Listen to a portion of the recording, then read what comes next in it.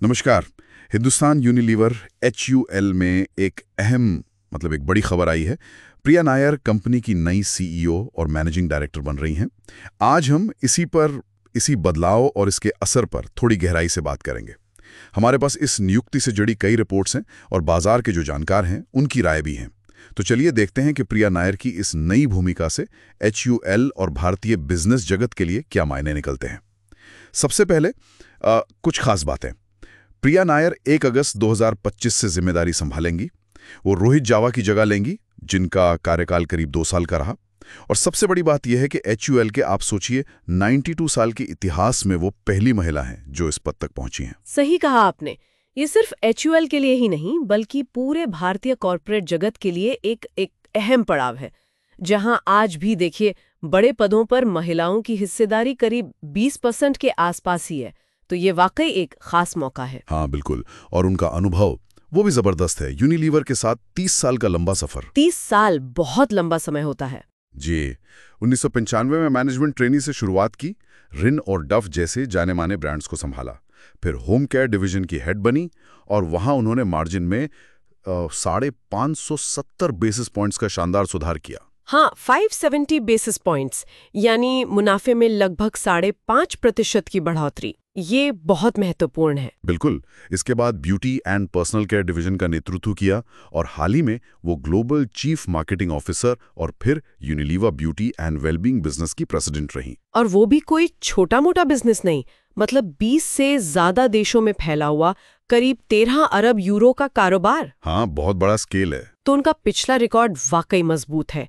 खासकर जो आपने होम केयर डिवीजन की बात की, वहां मार्जिन सुधार उनकी मैनेजमेंट क्षमता को दिखाता है। अब देखिए HUL की जो बिक्री की रफ्तार है, मतलब वॉल्यूम ग्रोथ, वो अभी लगभग 2% के आसपास है। हाँ, वो थोड़ी धीमी है अभी। जी, ऐसे में मार्जिन बढ़ाने का उनका जो हुनर है वो काफी काम आ सकता है। एक और दिलचस्प बात यह है कि उनके नेतृत्व में यूनिलीवर के ब्यूटी बिजनेस में जो महंगे यानी प्रीमियम ब्रांड्स हैं, अच्छा, उनका हिस्सा 20% से बढ़कर 26% हो गया था। ओहो। तो इससे इशारा मिलता है कि वो HUL में भी प्रीमियम चीजों पर ज्यादा ध्यान दे सकती हैं। बिल्कुल, ऐसा अनुमान लगाया जा सकता है। और लगता है बाजार को भी ये खबर पसंद आई है। HUL के शेयर 4-5% उछल गए थे। हाँ, उछले तो हैं। और ये सिर्फ एक शुरुआती रिएक्शन नहीं है। जो बड़े विश्लेषक हैं उनकी राय भी काफी पॉजिटिव है। अच्छा, जैसे सिटी रिसर्च ने उनके मजबूत ट्रैक रिकॉर्ड का जिक्र किया है और कहा है कि शायद एक नई रणनीति देखने को मिले। नोमरा ने उनकी मार्जिन सुधारने की काबिलियत, डिजिटल बदलाव पर पकड़ और भारतीय बाजार की गहरी समझ की तारीफ की है। और शेयर के लिए बाय रेटिंग बनाई रखी है 2,600 रुपए के लक्ष्य के साथ। 2,600 रुपए, ठीक है। और जेफरीज का मानना है कि वो साबुन, ब्यूटी, चाय जैसी मुख्य श्रेणियों में निवेश बढ़ाएंगी।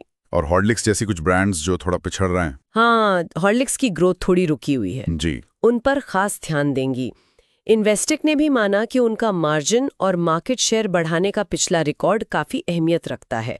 और ये सब यूनिलीवर के जो ग्लोबल CEO हैं फर्नांडो फर्नांडिस, उनकी रणनीति से भी मेल खाता है। हाँ, वो भारत को एक प्रमुख विकास बाजार मानते हैं। बिल्कुल। तो ये जो उनका एक तरफ वैश्विक अनुभव है और दूसरी तरफ भारत की इतनी गहरी समझ, ये कॉम्बिनेशन HUL के लिए कितना फायदेमंद हो सकता है? मतलब ये दोनों चीजें एक साथ कैसे काम करेंगे? देखिए, यहीं पर बात दिलचस्प हो जाती है।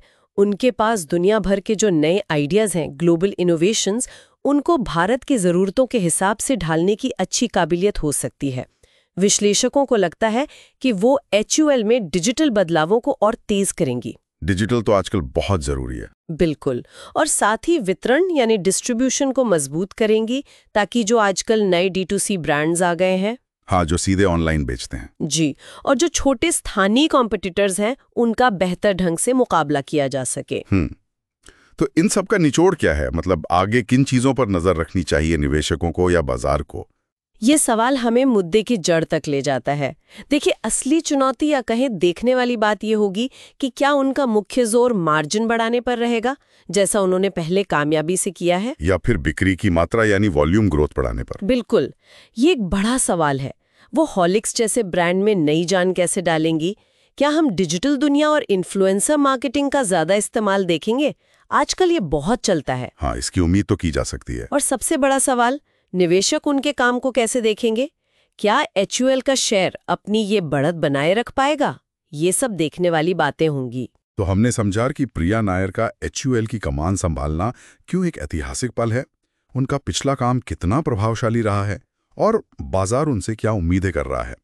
ये नियुक्ति यकीनन HUL के लिए एक नई सोच और शायद एक नई दिशा की शुरुआत हो सकती है। जाते जाते एक सवाल आपके सोचने के लिए छोड़ जाते हैं।